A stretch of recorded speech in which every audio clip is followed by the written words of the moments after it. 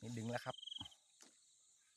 ไม่รู้ว่าจะมีตัวมันมีติดออกมาแล้วครับออกมาแล้วโอ้โหไซส์ใหญ่ซะด้วยสวยเลยโอ้โหโอ้โหท่านผู้ชมบักเอฟเลยครับสวยงามโอ้ไซส์นี้น่าจะ3-4 ขีดได้ครับยอดเลยครับ